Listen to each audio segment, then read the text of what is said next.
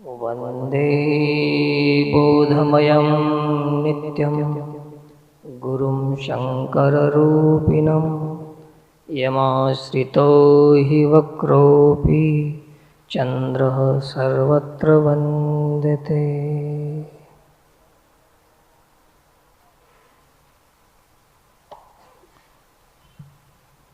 आज सत्संग कार्यक्रमामध्ये श्री गुरुचं स्मरण वंदन करून श्रावण रविवाराचा सत्संग अशा या श्रावण महिन्याच्या शुभकामना व्यक्त करून समस्त भाविकांना व्यासपीठावरून प्रणाम करून राम तत्वाची चर्चा गुरुकृपेने यथामती यथावकाश आपण करणार आहोत. श्रावण मास सुरुवात झालेला आहे. श्रावण महिन्यामध्ये भगवान कृष्णाचा जन्म आहे म्हणून ते भजन आठवलं आणि त्याच्यानंतर महादेव पूर्ण एक महिना महादेवाच्या नावानं उपासना करणारा असा महिना म्हणजे श्रावण मास आहे. त्या भगवान शंकराचं हे स्मरण झालेलं आहे. पाऊस चालू आहे. विश्वव्यापी भगवान शंकराचा अभिषेक चालू आहे. संत माऊली ज्ञानेश्वर महाराजांनी सांगितलेलं आहे, पाऊस म्हणजे भगवान शंकराचा अभिषेक आहे. मेघधारा स्नपन केले, तारा पुष्पे वरी पूजिले, चंद्रफळ ज्या वाहिले, ओवाळिले रविदीपे. भगवान शंकराला आपण तर जीव आहोत, एक लोट्यावर भागते आपलं काम, पण एक लोट्यानं भिजून जाईल एवढा बारीक महादेव नाही. आपण आपल्या कल्पनेनं लोट्यापुरतं त्याला बनवलं आपण.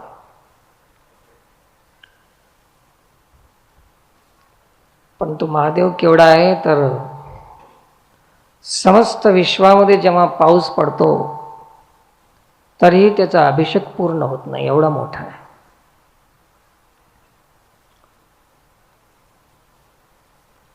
पिंडीचं वर्णन केलेलं आहे माऊलीने. स्वर्गजयांची साळुंका, समुद्रपाळी पिंड देखा. आहा, किती मोठा आहे. हे जेवढी पृथ्वी आहे हे संपूर्ण पिंड आहे आणि याच्या अवतीभोवती जे समुद्र आहेत ना 7, हे पृथ्वी समुद्र काय म्हणाले, स्वर्गजयाची साळुंका. तर साळुंका म्हणजे जे उंच भाग असतो ना, कुठपर्यंत आहे ते साळुंका? स्वर्ग हे त्याची साळुंका आहे. तर आता आपण जर पाणी टाकायचं असेल तर आधी स्वर्गात जावं लागेल आणि तिथून पाणी टाकावं लागेल, एवढे उंच पिंड आहे. समुद्रपाळी पिंड देखा, शेषा सारखी बैसका, जे आधार तिही लोका. लिंग देखिले देखिले, तिही त्रिभुवने विस्तारले. मेघधारी स्नपन केले, तारा पुष्पे वरी पूजिले, चंद्रफळ ज्या वाहिले, ओवाळिले रविदीपे. मेघाचा पाऊस हे अभिषेक आहे. अभिषेक झाल्यानंतर फूल चढवतात. ते फूल कोणते आहे तर आकाशात दिसणाऱ्या चांदण्या, हे महादेवावर वाहिलेले फुलं आहेत. तर महादेव केवढा असो, आपण म्हणाल तेवढा आहे का? नाही. आणि मग पूर्ण पूजा झाल्यानंतर फळ ठेवायची पद्धत आहे. आधी पाण्यानं अभिषेक, त्याच्यानंतर फुल वाहणे, पाऊस, अभिषेकासाठी पाऊस आहे, फुलासाठी चांदण्या नक्षत्र आहेत, आणि फळ काय आहे तर यावत जगातील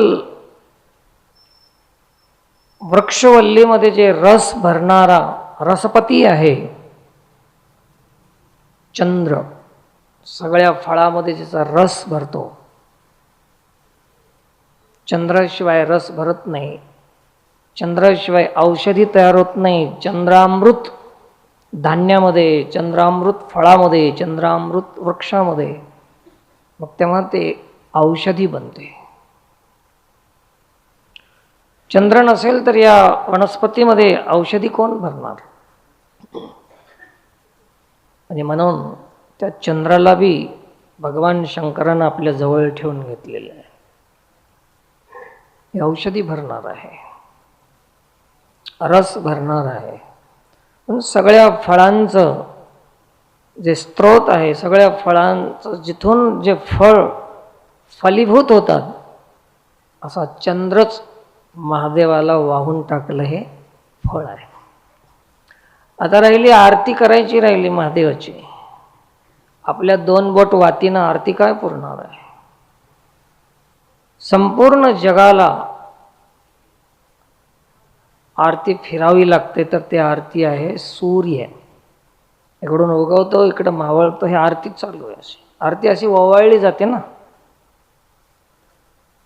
घ्या आरती, सकाळी उठल्या उठल्या आधी आरती घेत जा. आदिदेव नमस्तभ्यं प्रसीद मम भास्कर, दिवाकर नमस्तभ्यं प्रभाकर नमोस्तुते. उठल्या उठल्या दर्शन घेत जा. पण 8 वाटल्या, आज वाटलं तर आजच दर्शन मिळत नाही, कारण आता ढगा आहेत ना. आणि ज्याला खास दर्शन घ्यायचं आहे त्यांनी कमीत कमी 8 ते 9 वाजता उठायचं. आरती घ्यायची आहे ज्याला, महादेवाची आरती ज्याला घ्यायची आहे, किती वाजता उठणार? कमीत कमी 9 वाजता उठा, आरती मिळून जाईल तुम्हाला. सकाळचा सूर्य आहे, प्रभातकालीन अरुणोदय, ज्याचा रंग लाल आहे, कुंकुम वर्ण आहे, आरतीचा रंग आहे, अग्नीचा रंग आहे. पुन्हा वर गेल्यानंतर तर बदलून जाते ते, मग आरती राहत नाही. मग डोळ्याला अपाय होतो त्याला पाहिल्यानंतर. असं हे विश्वरूप आहे महादेवाचं. एवढा मोठा महादेव समजा आणि मग त्याची भक्ती करा. मंदिरापुरता समजायचा आणि बाहेर निघालं की सगळ्या महादेवाचाच द्वेष करायचा. यमुना खूप छान सांगितले.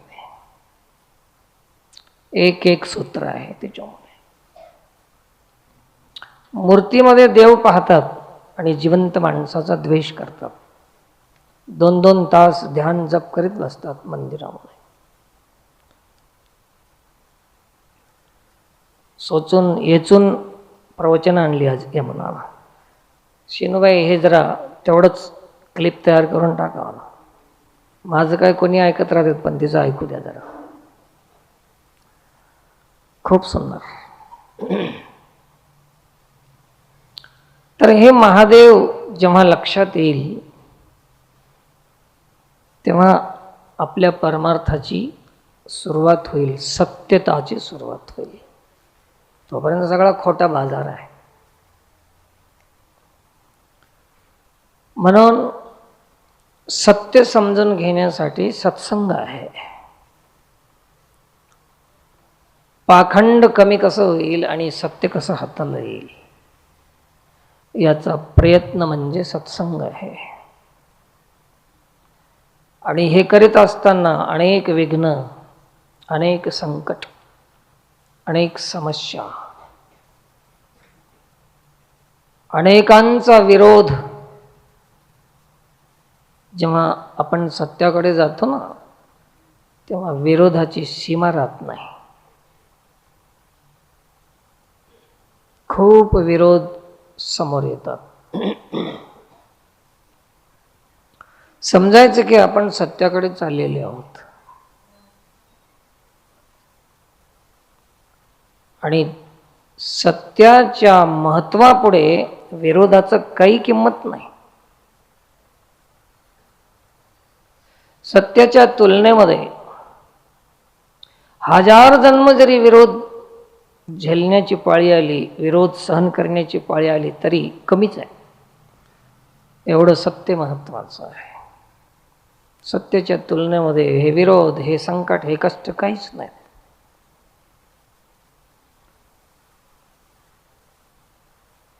सारं पृथ्वीचं राज्य जरी त्याच्यासाठी देण्याची पाळी आली, व्यय करण्याची पाळी आली, तरी ते कमी आहे सत्यापुढे. आणि ते सत्याचा जेव्हा आनंद येईल, त्या आनंदाचा एक क्षण कशानंही काहीही चुकवलं तरी, दिलं तरी ते क्षण मिळणार नाही.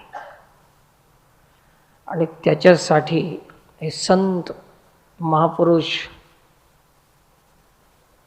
आपलं राज्य, आपली प्रतिष्ठा, आपली संपत्ती मदालसा वाचवा म्हणजे लक्षात येईल. बावी त्या पोखरणी काय काय होतं त्यांच्याकडे, परंतु ते सगळं सोडून ते कासया वन सेविती, त्या आनंदामध्ये किती अनमोल ते आनंद असेल तर ते यांनी हे सगळं सोडलं असेल. आणि आम्ही ज्या महापुरुषांनी जे जे सोडून दिलेलं आहे ते आम्ही धरण्यासाठी परमार्थ करालो. कृपया सात्विक बुद्धीनं ऐकत जा. तुम्हाला चांगलं वाटेल, खरंच चांगलं वाटेल, अवघड वाटणार नाही. तुमची बुद्धी जर इकडं तिकडं झाली तर माझं प्रवचन थोडंसं इंजेक्शन दिल्यासारखं राहील. पण रोग नक्की कमी होत आहे जर श्रद्धेनं जर ऐकलं तर. ज्या सुखासाठी सर्व सोडण्यात आलं, ज्या भजन सुखासाठी, ज्या भजना आनंदासाठी देवाला बी वैकुंठ सोडून येण्याची इच्छा झाली, अरे हे आपलं सुख काय? वैकुंठ सोडोनी अभंग म्हणता येते, पण काय आहे त्याच्यात? वैकुंठ सोडता आलं देवाला, आपणाला तर काहीही सोडायची इच्छा नाही. ज्या सुखासाठी ज्या संतांनी सगळं सोडून दिलं तेच धरण्यासाठी आमचा परमार्थ सुरू झाला कलियुगामध्ये.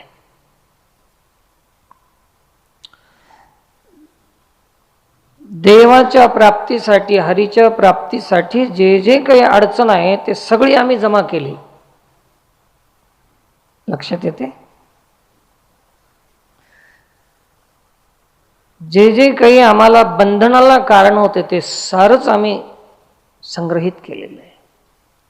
जेवढं जेवढं भगवत प्राप्तीमध्ये अडचण होती ते सारी अडचण आम्ही अक्कल हुशारीनं जमा केली. आम्ही निशा पाणी न घेता अक्कल हुशारीनं आम्ही ते सगळं जमावलेलं आहे.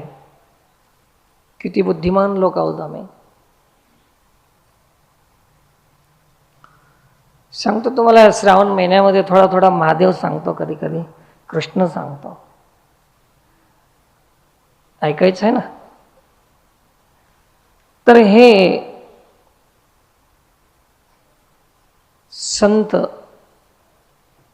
संतांची विचारधारा, संतांचे सिद्धांत, संतांचा व्यवहार आणि आजचा आमचा व्यवहार जर तुलनात्मक दृष्टीमध्ये पाहिला तर बिलकुल 36 आहे. काय आहे? 36 म्हणजे विपरीत आहे, उलट आहे. संत प्रवाहाच्या विरुद्ध वाहणे म्हणजे परमार्थ नाही. तर असं हे कशानं होते, तर याचं कारण एकच आहे की वास्तविक सत्य हाताला येत नाही तोपर्यंत ही विपरीतता आमच्या जीवनातून जात नाही. तेच खरी वाटायला लागते, तेच सत्य वाटायला लागते. भ्रमित झालेला जीव विषयाला भुलून यालाच सत्य मानून गळ्याला पडलं त्याच्या. असाच पाऊस होता, अतिवृष्टी झाली, नदीला पूर आला. खेड्यातले लोक काही नदीला पूर आला की पाहायला जातात, गंमत वाटते. असं पाणी आवाज येते, आपटत येते, वाहत येते, असं लाटा येतात, मजा येते पाहायला. जाऊ नका तुम्ही, गेल्या तरी दुरून, खूप दुरून बघावं लागतं. तर असं ते पूरग्रस्त एक गाव होतं, त्या गावाला सारे लोक पूर पाहण्यासाठी बाहेर निघाले. काही काही वाहून येत होतं त्याच्यामध्ये. गावातील सगळे लोक, लहान थोर, म्हातारे, बाया, पोरं, नदीच्या पुराला पाहण्यासाठी आले. त्याच्यामध्ये गावात एक साधू बाबा राहत होता. सगळेच गावाच्या बाहेर गेलेत, आपण बी पाहावं पूर. साधून काही पूर पाहू नये का? आपण बी आला बिचारा पूर बघायला. सगळे पाहू आलेत. तर कोणी गवताची पेंडी वाहून यायली, कधी कडव्याची पेंडी वाहून यायली, कधी कोणाचं आवताचं ते जूप काय म्हणतात त्याला, जू वाहून यायलाय, कधी ते वखरच वाहून यायलाय, कधी नांगर, लाकडाचे वस्तू आहेत, टिफनच वाहून चालली. शेतकरी काय करायलेत की ते जवळपास मध्ये उडी मारायची आणि ते वस्तू काढून घ्यायची. कामाला येते ना. आणि कुठून वाहून यायली की कोणाची कोण शोधायला येणार आहे पुन्हा. असं करता करता साधूला वाटलं की आपल्या कामाचं काहीच वाहून येईना गेलंय. अरे हे शेतकऱ्याच्या शेतातलं सामान गवसलंय, कोणाला काहीच गवसलंय, आपणाला काहीच सापडत नाही. साधू बी उत्सुकतेनं बघत उभा राहिला, आपल्यासाठी बी काहीतरी येईल ना. एवढ्यामध्ये त्या पाण्याच्या धारेमध्ये मध्यभागामध्ये एक काळं काळं काहीतरी वाहत आलं. साधूला वाटलं की आपलं बी आलंय काहीतरी. अरे आसन टाकून बसायचं, ध्यान लावायचं, झोपायला पांघरायला होतं. हे घोंगडी आहे, काळी काळी आहे ना, घोंगडी आहे. मन साधू बी लापरवाही न करता आचाकोचा खावला आणि धाडकन पुरामध्ये उडी मारली. जशी उडी मारली त्या घोंगडीपाशी गेला. बरं वाटलं, आपल्याला घोंगडी मिळाली. पैसे नाहीत आपल्याकडे, विकत घेता येत नाही, फुकट मिळाली, बरं झालं. जशी उडी मारला आणि जवळ गेला तर ते घोंगडी नव्हती, ते अस्वलीन वाहत येऊ लागली. अस्वलीन माहीत आहे तुम्हाला? बघितलं का? काय म्हणतात तेलुगूत त्याला? एलुगू बंटी, काय बंटू, बंटुगू बंटी काय म्हणा. आणि ते गुडेनगू कशाला म्हणते? ते दुसरंच आहे का? अस्वल, अस्वल, रीस, रीच है ना. तर ते रीच, रीच आपको समझ में आया? काला काला रहता. ते त्याला आधार काहीच भेटना गेलता. कोणाला? अस्वलिनीला. ते अस्वलीन, अस्वल बी नव्हता. काय होता? अस्वलीन.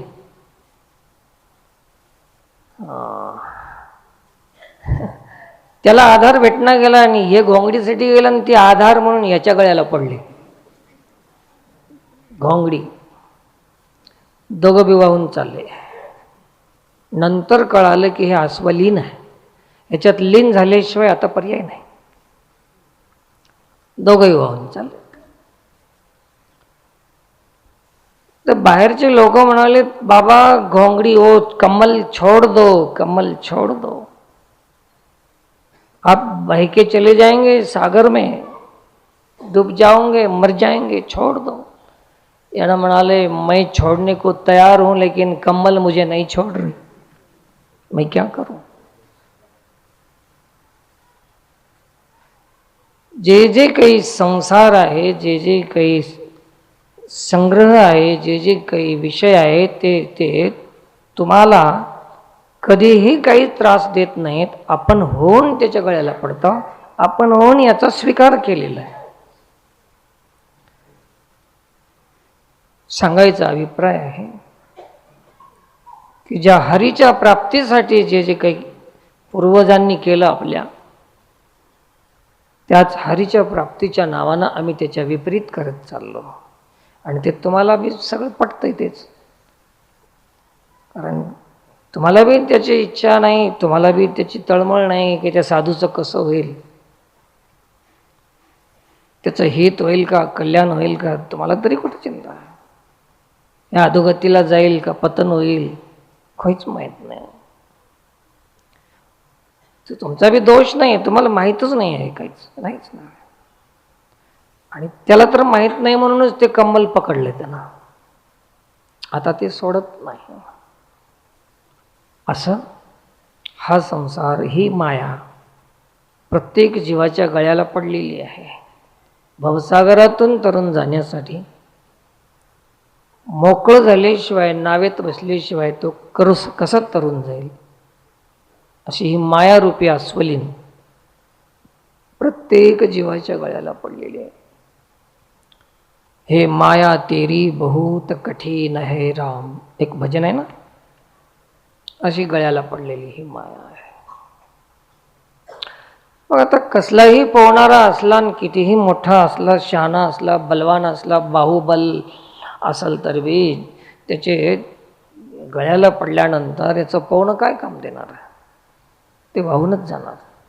तसं कितीही मोठा साधू असला, कितीही मोठा मठ असला, कितीही मोठं पोट असलं, कितीही मोठी संपत्ती असली, कितीही लाखो शिष्य असले, आणि माया जर गळ्याला पडली तर काय तुम्ही काढणार का त्याला जाऊन?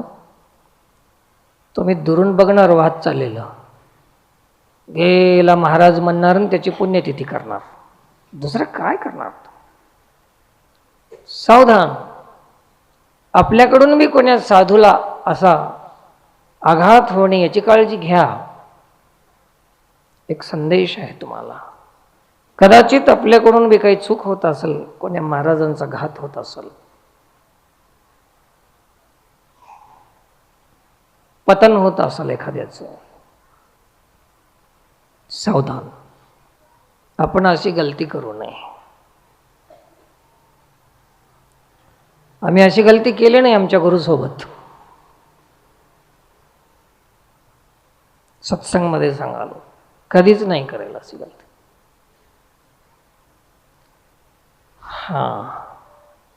म्हणून हे जे काही आपण सत्संग करत चाललेलो आहोत, हे समजण्यासाठी आपण सत्संग करायला आहोत की आपण करतो ते सत्य आहे का, हे समजायचं असेल तर सत्संगच त्याला आवश्यक आहे. नाही तर गलत मार्ग असेल तर हे कोण सांगणार, कुठं कळणार. तुम्ही कितीही पोत्या वाचले तरी त्याच्यातून सत्य तुमच्या लक्षात येणार नाही. कुठंतरी आपणाला सत्संगामध्ये समजून घ्यावं लागेल. आणि सत्संग बी जर असत वस्तूच्या संग्रहासाठी करत असाल तर त्या सत्संगमध्ये बी तुमचा काही लाभ होणार नाही. सत्संग बी तेच आहे की असत वस्तूच्या त्याग आणि सतचा स्वीकार जिथं सांगितलं जाते तेच सत्संग आहे. बाकी सत्संगचं एक सोंग आहे. असं वास्तविकता समजून घेण्यासाठी आपणाला सत्संगाची गरज आहे. म्हणून वास्तविक तर आपल्या जीवनामध्ये नाहीच, कुठल्याही याच्यामध्ये नाही. दुनिया है बावरी पत्थर पूजन जाय, यमुनानं सांगितली ही गोष्ट. सच्चा नाग जब निकले तो ले लाठी लगवाए. दुनिया है बावरी पत्थर पूजन जाय. गुरुवर्य महाराज सांगत होते, नागपंचमी आली होती, भिंतीवर नागोबा काढतात ना बाया, काढतात असं असं असं असं नागोबा काढला ती, त्याला फडी ते असं आडे वेडे काय राहतात ना, असं एक काढला ते रंगाची वाटी होती, ती असं काढता काढता थोडं शेपूट राहिलं होतं त्याचं, आणि एवढ्यामध्ये खरा सरप निघाला. ती वाटी तशीच ठेवली, हाका मारली, पळा पळा पळा पळा. आले माणसं, घेतली काठी, ठोकलं, सरप मेला. सरप नेऊन टाकली आणि पुन्हा उरलेलं शेपूट पुन्हा काढली आणि पुन्हा त्याच्या पुढे म्हणाले, हे नागदेवता सुखाचं ठेव मला. आता कसं सुखाचं ठेव? क्या सच्चाई है तुम्हारे परमार्थ में? काय सत्य आहे आमच्या भक्तीमध्ये? सांगा तर.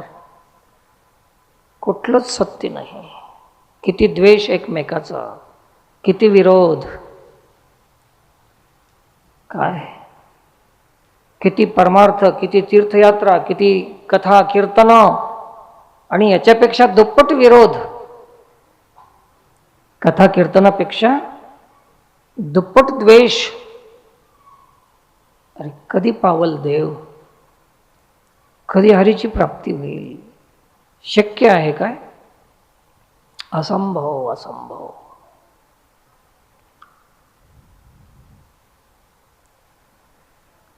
खऱ्या मायबापाची सेवा करत नाही, पाणी पाजत नाही, त्याला खायला देत नाही. जित्या माय बापा न दे अन्न, मेल्या पिंडावरी करीती दान, असं काहीतरी अभंग आहे ना.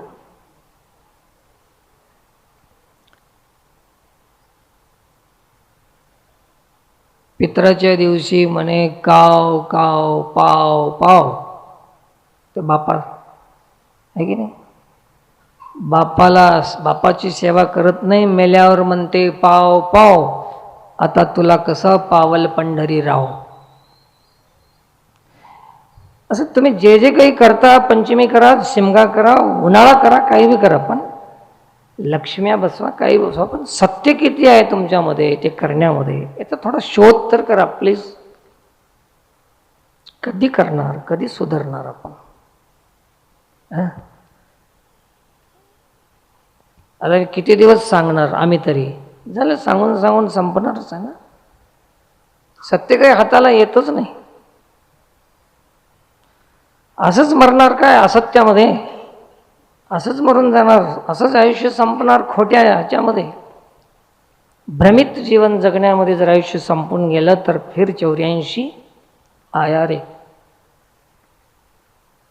पुन्हा अजून 84 लाख योनी फिरत फिरत यावं लागते. चला, तर सत्य हेच रामतत्व आहे. सत्य जाणून घेण्याचा प्रयत्न करा, हेच रामतत्व आहे. जोपर्यंत सत्य जाणून घेत नाही तोपर्यंत आपलं हे सारं श्रम आहे,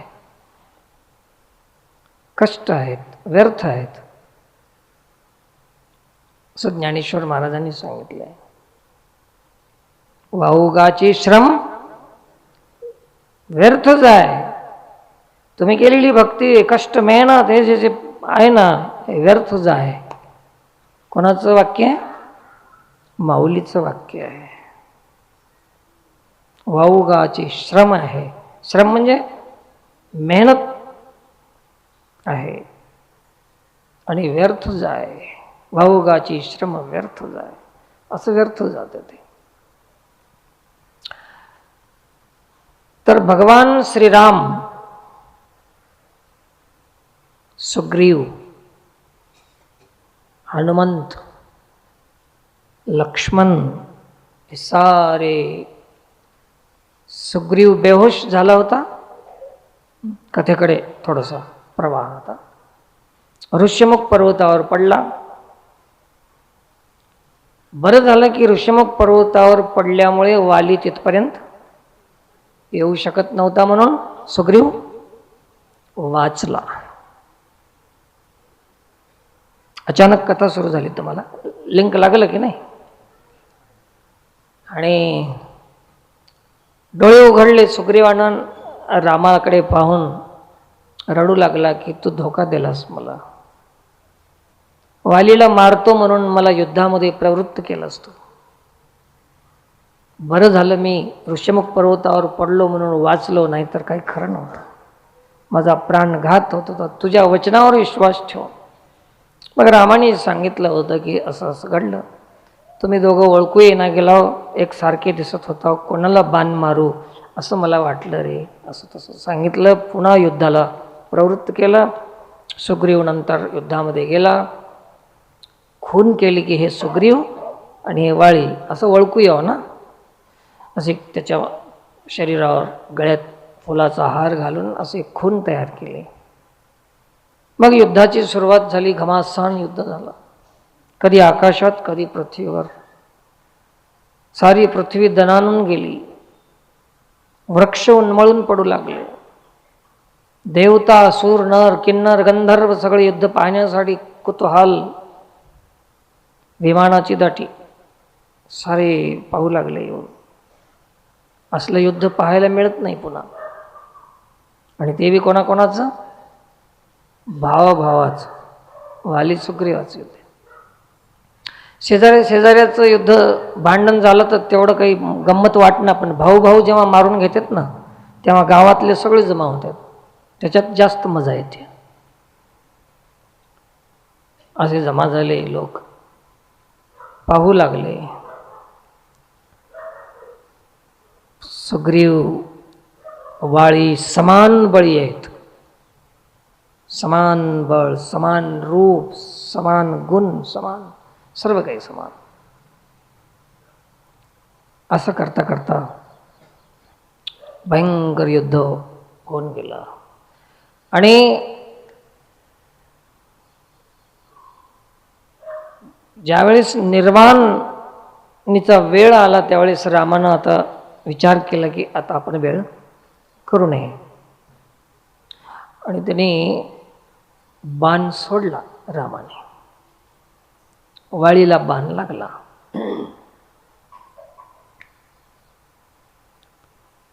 वाळीला बाण लागला. वाळी पडला.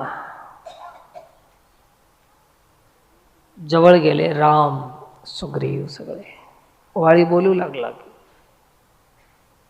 जेव्हा मी युद्धाला आलो तेव्हा सुग्रीव माझ्या युद्ध करण्यासाठी परत कधीच येत नव्हता, पण पुन्हा परत आल्यानंतर माझ्या पत्नीला शंका आली. कोण त्याची पत्नी? तारा. ते म्हणाले की सुग्रीव जेव्हा पुन्हा आलाय तरी त्या अर्थी सुग्रीवाच्या मागे बळ आहे कोणतं तरी, तुम्ही युद्धाला जाऊ नका असं वाळीला सांगितलं होतं. कोण आहे बळ?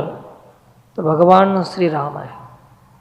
तेव्हा वाळीनं सांगितलं होतं की राम माझा दुश्मन नाही, माझा शत्रू कोण आहे? सुग्रीव आहे. राम मला कशाला मारेल? राम तर समान दृष्टी आहे, राम तर सर्वांचा आहे, मला मारणार नाही. रामा, अशा भरोशाने मी आलो होतो, पण माझा घात केलास. खरंच तो राम म्हणायच्या लायकीचा नाही. माणूस कसं बोलते बघा ना. खूप राग आला त्याला, असा क्रोधात येऊन बोलू लागला, माझा घात केलास तू. तुझं मी काय केलं होतं? अरे शत्रुत्व आमच्या दोघा भावाच होतं. काय त्या सुग्रीवाला घेऊन बसलास संग? भ्याड सुग्रीव आहे नुसता. तुझी पत्नी गेली तर मला सांगायचं होतास, हे सुग्रीव काय आणून देणार आहे तुला?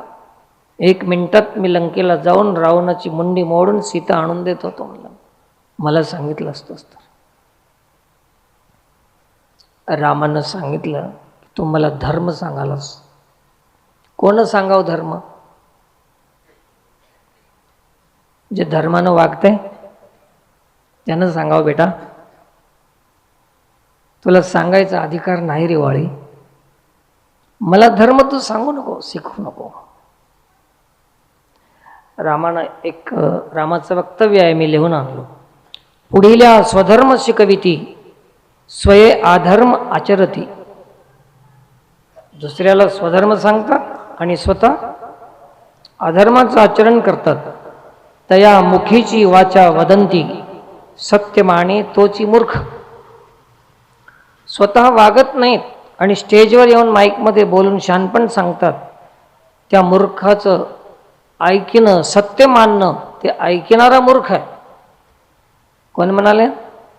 कोणाचं वक्तव्य आहे? रामाचं वक्तव्य आहे, नारायण महाराजाचं नाही. कृपया.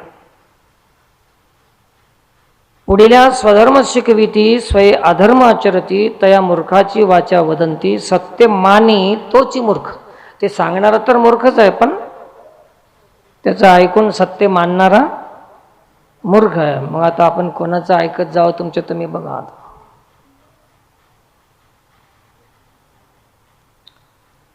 असं सांगितलं आणि म्हणले, वाळी तुझं ते बाण मी काढतो उपसून, तुझा प्राण वाचवतो, पुन्हा बळकट करतो तुला, आणि तू जाऊन ते रावणाला मार, तूच कर म्हणले सगळं आता. हे म्हणला, रामा आता नाही, तुझा बाण लागायच्या आधीच माझ्यामध्ये गर्व होता, अभिमान होता, आता गेला निघून. आता मी राहिलो नाही, वाळी राहिलो नाही. आता तुझा हात लागला, तुझा बाण लागला, आणि आता तुझ्या देखत माझा प्राण जाणं हे माझं महत्भाग्य आहे. जर तू वाचवशील तर पुन्हा हे असा अवकाश, ही संधी पुन्हा येणार नाही की तुझ्या समक्ष प्रत्यक्ष माझं प्राण जाईल, असं मला मोक्ष मिळणार नाही पुन्हा. म्हणून मला आता उठवायचं करू नको, मला जाऊ दे, असं वाळीनं बोलून घेतलं. आणि वाळी सांगू लागला की हे राम, क्षमा कर, मी बोलून चुकलो, तुला धर्म सांगण्याचा प्रयत्न केलो, पण मी अधर्मी आहे आणि मला दंड मिळाला, मी पापातून मुक्त झालो आता. पण आता एक कर, हे अंगद माझ्यासारखा समान बळी आहे, याला आता तुझ्या स्वाधीन करून घे आणि तुझ्या सेवेमध्ये घे. माझ्या नावानं हे अंगद तुझी सेवा करीत राहील. आता मित्र आता जाणार, एवढा बळी वानर, परंतु किती नम्र झाला रामाचा बाण लागल्यानंतर. तसं हे जीव अहंकारी जीव जोपर्यंत ईश्वराचा दंड मिळत नाही तोपर्यंत अहंकार सोडत नाही. वाळीच्या काही ओव्या आहेत खूप सुंदर, ते सांगायला आहे. जळा पासाव लवन होय, ते जळीचे जळी विरून जाय, मोती झाले ते कठीण पाये, जळी न जाय विरोनी. पाण्यापासूनच मोती जन्माला आले, पाण्यापासूनच मीठ जन्माला आलं. थोडक्यात सांगून देतो तुम्हाला. मीठ आणि मोती हे कुठून जन्मले? पाण्यापासून. बघा वाळीपाशी किती ज्ञान आहे, पण ते ज्ञान सगळं लोभामुळे, राज्याच्या लोभामुळे गेलं सगळं. हे ज्ञानमान सगळं संपून जाते लोभ आला की, काहीच राहत नाही. पाण्यातून दोन्ही जन्माला आले, मीठ आणि मोती. मोती माहित आहेत ना तुम्हाला? तुम्हालाच माहीत राहा मोती, यांना काय कळतंय? मोती म्हणजे बायालाच जास्त माहीत राहतं. परंतु मीठ हे पाण्यातून जन्मलं आणि पाण्याचा संपर्क झाला की पाण्यात पाणी होऊन जायला शिकलं, विरघळून गेलं मीठ. लवण मिळविता जळे, नोहे सारिता निराळे. पुन्हा मीठ राहत नाही. पाण्यातून जन्माला आलं आणि पाणी झालं. ईश्वरापासून आलेला हे अंश आहे, पुन्हा ईश्वरामध्ये विलीन व्हायला शिकावं. पण कोण शिकते? जे मिठासारखे आहेत ते, ज्याला किंमत किंमत ज्याला आपली ठरवायची नाही, तेच देवामध्ये मिसळू शकतात, ते मीठ. आणि ज्याला आपली किंमत करायची आहे, ज्याला आपला आदर निर्माण करायचा आहे, ज्याला आपली प्रतिष्ठा निर्माण करायची आहे, ज्याला लोकांकडून पूजनीय म्हणून घ्यायचं आहे, वैराग्यमूर्ती म्हणून घ्यायचं आहे, ब्रह्मनिष्ठ म्हणून घ्यायचं आहे, हे कठीण होत चालले. मोती निब्बर होत चालले. हे मोती. आणि तुम्ही आम्ही आपणाला कोणीच मानणार. हे कोण? हे मीठ. कोणीच मानणार, कोणाचाच भागणं आपल्याशिवाय. भाजी भात वरण मिठाशिवाय कोणी खात नाहीच. पण मिठाला आहे का, मिठाचा सन्मान आहे का कुठं? कशात ठेवता मीठ? त्या प्लास्टिकच्या डब्यामध्ये टाकून ठेवून द्यायचं. आणि मोती कुठं ठेवता? हा हा हा हा हा. मोत्याचा दिमाग बघा. भंगई आहे तर पाळणा आहे तर गाडी आहे तर घोडा आट. मोत्याचा दिमाग तर बघा. कोणीकडे चालली मोती तुमची? असा मोती ते पेटीमध्ये लाल कागदामध्ये गुंडाळून काचच्या पेटीमध्ये घेऊन ते खांद्यावर घेऊन गल्ली गल्लीमध्ये येते. मोती घ्या मोती. मग हे बाया जमा होतात. एक बाई बाहेर निघा वाटच बघते. गल्लीतली कोणती बाई बाहेर निघते एक वाट बघत राहते, घरातून बघत राहते असं चौकटीच्या बाहेर तोंड काढून. एक बाई बाहेर आली की मामा इकडे या. मोतीवाला आला. मोतीवाल्याला कळलं की आता जमलं. मग तिला बघलं की सगळे बाहेर येतात. गोल मोतीवाला मधी. काय भाव देतोस? मग एक शानी राहते तिला पुढे करते, तू भाव कर आपण सगळेच घेऊत. मग त्या मोतीवाल्याला माहीत राहते की हे शानी आहे, हिला दुप्पट किंमत सांगलं तरच हे रस्त्यावर येते वाटेवर येते. मग त्यानं 50चे 500 सांगते आधीच. मग हिनं म्हणते 500 250ला देतोस का? यानं म्हणते घे हे 50च आहे. अशी एक शानी पुढे होते, त्याची किंमत ठरवते. मग ते खांद्यावरला खाली उतरला. मोती बायाच्या संपर्कात आला तर वरी होता तर कुठे येऊ लागला? खाली येऊ लागला. मोती मोती सांगालो नाही तर दुसरंच पोतीवाची सांगतो. मोती खांद्यावर होता, उच्च कोटीचा होता, माननीय होता, आदरणीय होता. पण कशामुळे खाली आला? तुमच्या तुम्ही बघा. खांद्यावरला खाली आला. खाली आल्यावर संतकात होता त्या पेटीत. पेटीतला बाहेर निघाला. त्याच्यातून ते लाल कागदातून बाहेर आला आणि वनिता हाती. वनिता म्हणजे स्त्रीच्या हातात केला. कुठं होता? कुठं आला? मग ते बाई सोनाराकडे घेऊन जाते त्याला. त्याला सुराख पाडते, त्याच्यामध्ये तार होते. आला मोती. कुठं आला? त्या बाईनं ते ओवली, तारात घातली, नाकात लावली, घरला आली सोनाराकडून. घरी यायला ते झडीमध्ये भिजून घरला आली आणि तिला झाली सर्दी. अशी झड होती. वाळी सांगालाय वाळी. मोत्यांनो ऐकून घ्या. आता त्या मोत्याचा अभिषेक होऊ लागला दयादुधानं. कशानं? अधोगती आहे. जर त्यानं कठीण झालं नसता, मोल मागितलं नसतं तर त्याला ही दशा त्याची होत नव्हती. बाप जेवढे कठीण होतील, जेवढे मोठे होतील, जयांगी मोठेपण दया यातना, हे संतांचे शब्द आहेत पण आम्हाला पचतच नाहीत. काय झाले काय नाही की विरोधच बोलायला म्हणतात. पण त्याचा बिचाऱ्याचा घात व्हायला आहे, त्याची तळमळ कोणालाच वाटत नाही. दया येत नाही तुम्हाला अशा लोकांची? येत नाही. सांगणाऱ्याचा राग येईल पण त्याची दया तुम्हाला येत नाही. एवढे कठोर कसे झालात तुम्ही? झालं, मोत्याची गोष्ट संपली. आता मोती ध्यान ठेवा. मुक्तपणे मोठे मोला चढले, मोती झाल्यावर काय झालं त्याला किंमत मिठापेक्षा जास्त रे. मुक्तपणे मोला चढले ते वनिता अधरी फासा पडिले.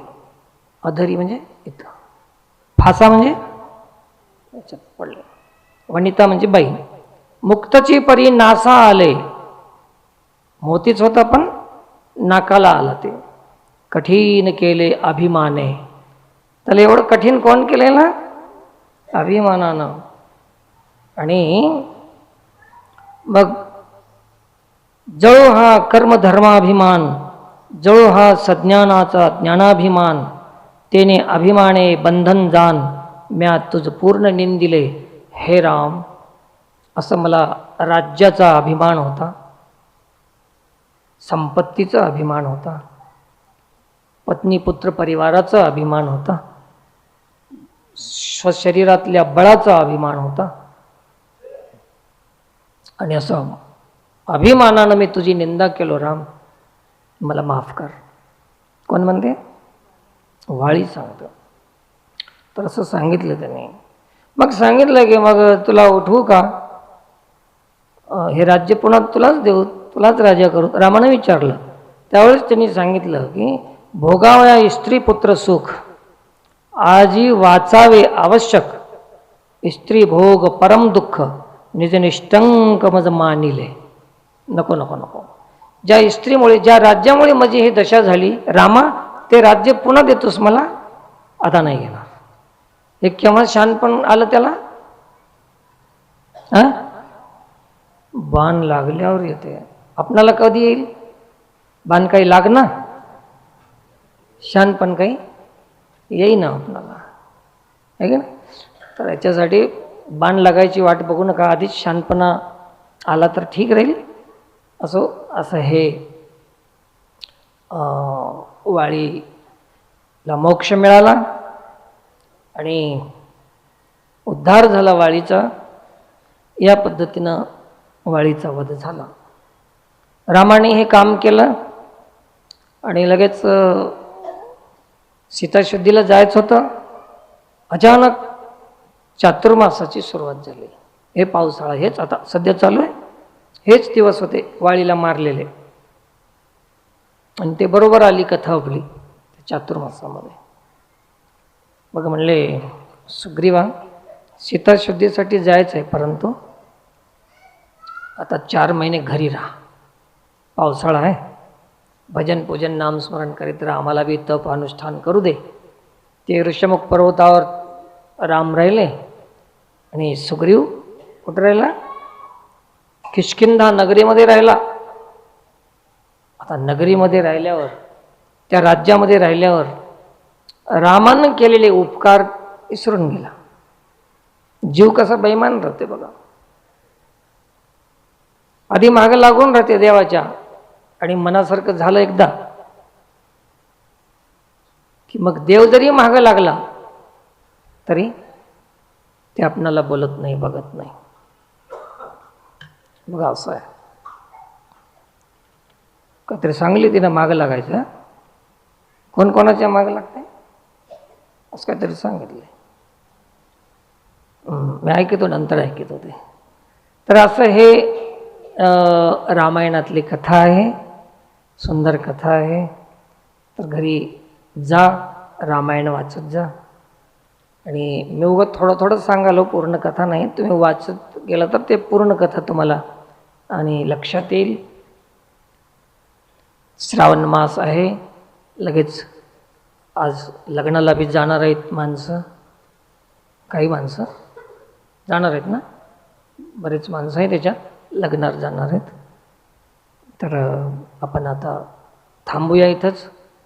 आणि श्रावण महिन्यामध्ये सावधान राहा. आहार वेळेवर शिजवलेलंच ताजं जेवण करत जा, बाहेरलं काही खाऊ नका.